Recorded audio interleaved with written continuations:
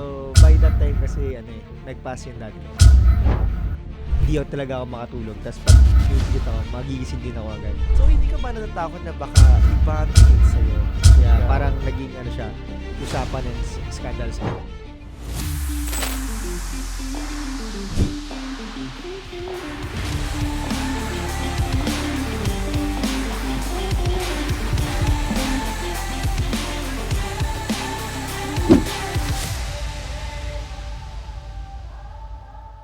No scripts, no fake smiles, no boundaries. Just raw, true, and honest conversation.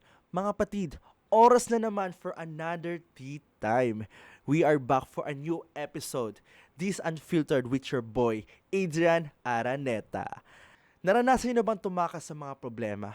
Imbis harapin at suungin ang mga pagsubok, ay iba ang naging paraan mo. Ako minsan talaga, guilty ako talaga dyan. Minsan ang best solution ko is to book a flight or find an escape to keep myself busy. Kaya naman today, I've invited someone na palagi ko nakikita sa mga stories, sa mga posts niya on social media na lagi siyang nagta-travel. And he is very active on male pageantry.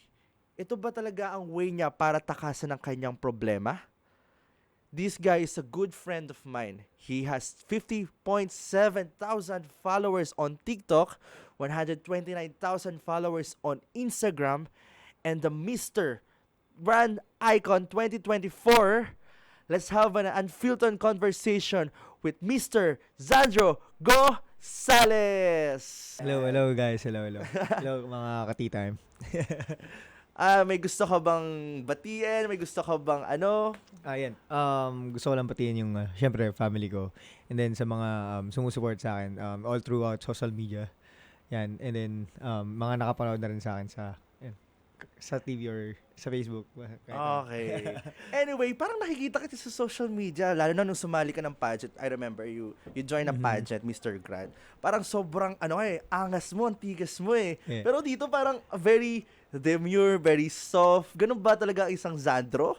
Oo. So, technically, dapat kasi pag may sinasalihan ka, lalo competition, kailangan fierce ka eh. Kailangan palaban ka. So, parang alter ego mo yun, no? Yeah. Yung nangyayaring sa ganun. So, in reality talaga, si Zandro is mahiyain. Tama ba? Hindi naman ganun kayo mahihain, pero jolly tsaka outgoing naman ako. Nasa stress ka, nababurnout ka sa gantong bagay. I need to travel, di ba? Yeah. Di ba? Parang, so, yun yung nagiging escape plan mo sa problems mo. Ganun ba? Tanong ko sa'yo, tama ba yun? Tama naman. Tama For naman. me kasi helpful eh. Helpful sa'yo? Yes, sa akin helpful. So, pag na-burnout ako, pag naka-travel ako, or nakaalis ako sa, comfort zone ko, hindi mo na iniisip yung problema mo eh. So, nandun ka muna sa moment na yun eh, na ini-enjoy mo na lang muna. And then, syempre, lightheaded ka na pagbalik mo. So, mas madaling solusyonan yung problema mo. Tama naman yun, guys. Sometimes we need a break Yeah. sa mga problems natin. Kasi, ang hirap kasi kung pipilitin mo ayusin ng isang bagay, isang problema nang hindi ka handa, mas lalong lalaking problema, di ba? Yes. So, mas maganda, may peacefulness, yung parang bago ka, ang hirap kasi parang lalaba kasi isang gera na walang sandata. Parang ganun lang din yun, di ba? Tsaka, kanyari, yung apoy, lalabanan mo ng apoy. Yeah, so, mas lalang lalaki yung apoy. Tama. Di ba? So, 'di ba, sabi ko nga kanina, you joined a pageant. Last year to, tama? Was joining the pageantry your solution sa mga pinagdadaanan mo din ba?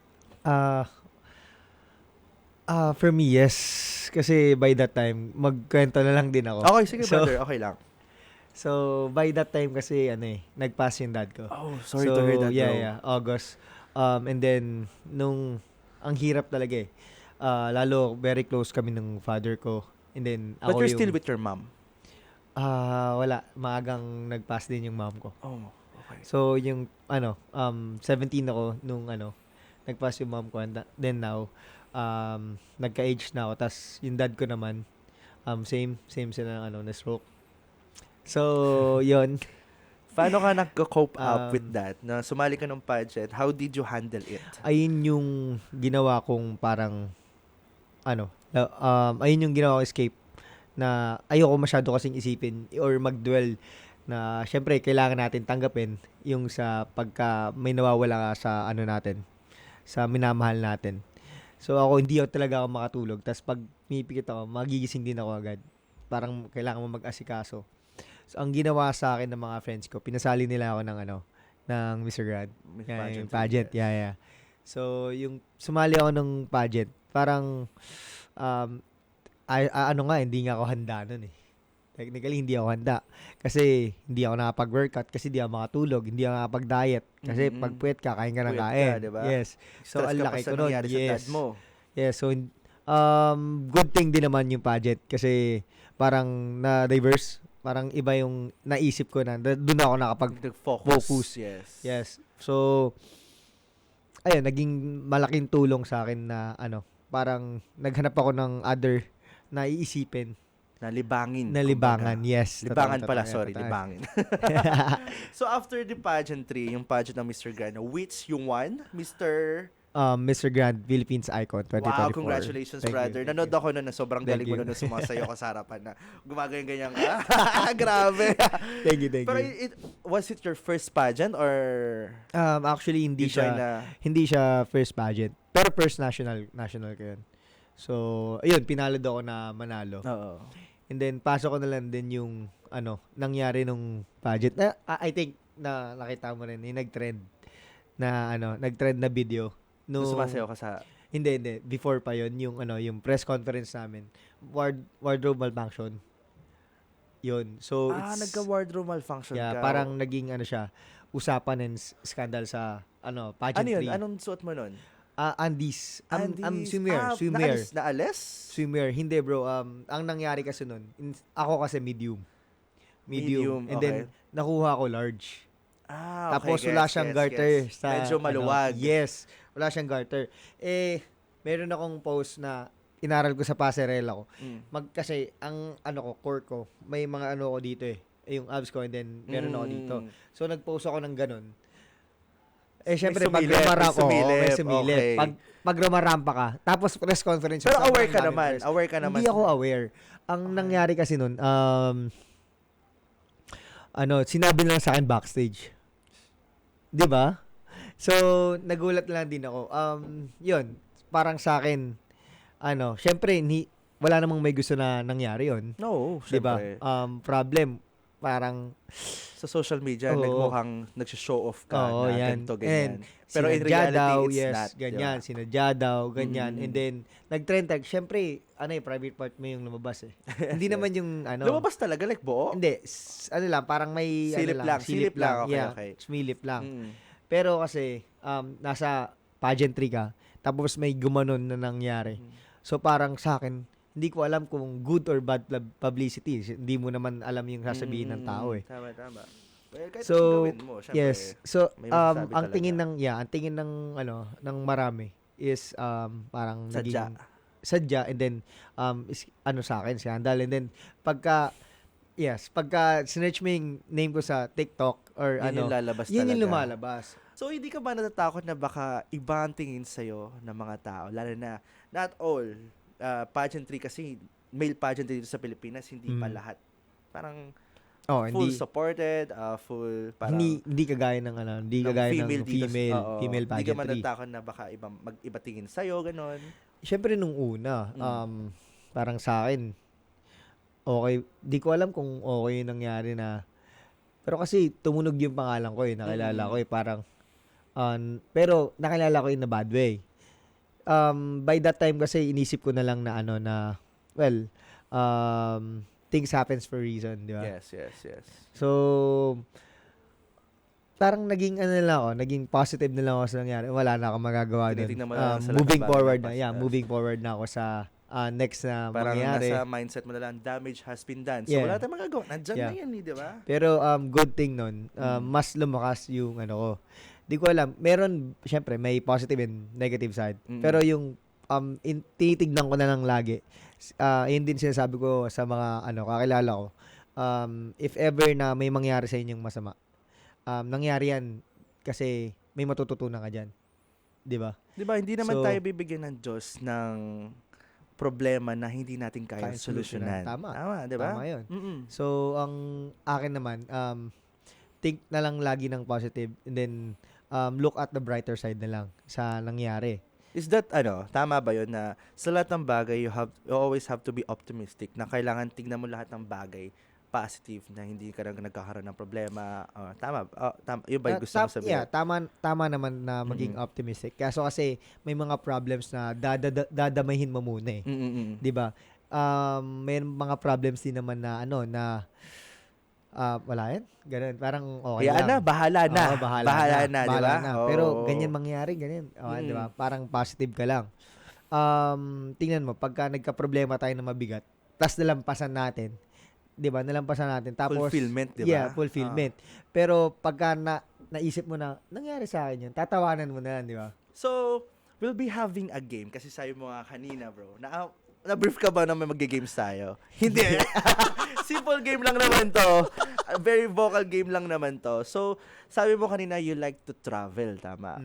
Gusto mo yun yung magiging escape plan mo whenever you have problems, may pinagdadaanan ka, whenever you're sad, you travel. I So, eto, may mga famous destinations kami sasabihin sa'yo. One word that you can associate na lang with. Parang Okay. ganun. Okay. So, first destination, Cebu. One word? Oo. Happy. Happy. Happy place ko 'yun eh. Happy place mo ang Yeah. Cebu. Pag yung pag mabigat problema ko, nasa Cebu ako. Totoo. Oo, kasi Baka meron kang jowa doon, ah. Ay, wala. Wala. Hindi. Talaga. Yung pagkain ng Cebu, yung pagkain ng Cebu, Okay. yung pagkain. Valid. Yeah.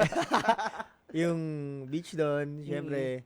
And then may tops pa. So, Tops. Ang ganda na ng tops yes, sa Cebu. Yeah, naayos na nila. Mm-mm. So, yun. And then yung people kasi yung pag-accommodate ng mga tao. Iba ang Cebu. Iba. Yes.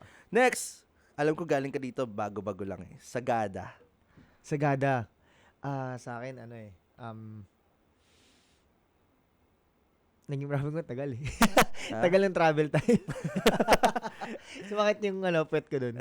Pero ganda ng Sagada. Nature, sa akin nature. You ng really Sagada. love nature. Yes. Escape plan mo din yung nature. Oo. Mag-hiking, Hiking, trekking. yes. Yes. Okay. Vietnam. Vietnam. Kamusta? Vietnam. Nag-research, no? Yung mga pinuntahan ko talaga yung nababanggit. Vietnam, yeah, sa akin, sabi ko lang sa Vietnam, friendship. Kasi mga friends ko yung mga kasama ko doon. Okay. Yeah. So, mas naging strong yung relationship namin ng mga kaibigan ko nung nag-travel kami ng Vietnam. La Union. La Union, fun. Fun. Ibang San Juan. Ibang San Juan. San Juan, La Union. Yes. Iba ang party doon. Yes, iba party doon. Iba. Okay. Yun, hanggang doon na lamang. After the pageantry, how did you handle the problem? Di ba, syempre, hindi mo naman nasolusyonan agad eh. Di ba, after the pageant, parang, okay, tapos na ang pageant, okay. And then, I'm back to reality na naman, back to normal, with my problems, with my dad, ganun. So, how did you handle it? How did you find the solution na para maging okay ako? Paano ka naka-move forward? Yun, malaking tulong yung pageantry kasi 'di ba nanalo ako, and then na-discover din ako ng mga management, talent management. Which is the Regal Films. Yeah, no? Regal. So, ang nangyari nun, hindi na ako bumalik sa pagiging financial advisor. Nag full-time na ako na model actor. Nag-360 moment ka na, no? Yes. So, yung problem ko, napalitan na ng puro Blessings. Blessings and Yes. Sabi nga nila, pagka nadapa ka, pagkatayo mo, mas malawak yung makikita mo eh. Tama. Hindi, kailangan mo minsan madapa para ma-appreciate mo yung mga Yes. buhay-buhay. Kasi ang buhay kasi parang roller coaster yan eh. Minsan Oo. nasa taas ka, minsan nasa baba ka. You have to parang madapa in order to appreciate life. Diba? Yes. So, thank you, Sandro. Go, Sales ba? Sales, yes. Akala ko dati sales yan. Gusto ko nga, pero mas social kasi yun. Social sales. Pero Sales. Anyway, brother, thank you so much, brother. At the end of the day, let's remember, it's not just about the adventures we chase, but the peace we find along the way. Just like Brother Sandro, we all need a healthy outlet, something that help us reconnect with something ourselves, and of course, the right people who genuinely supports us. Again, Zandro, thank you for joining us today, and always ready to go pag ini-invite kita, brother. Thank you so much. And for that, keep it real and stay unfiltered. Thank you so much, guys.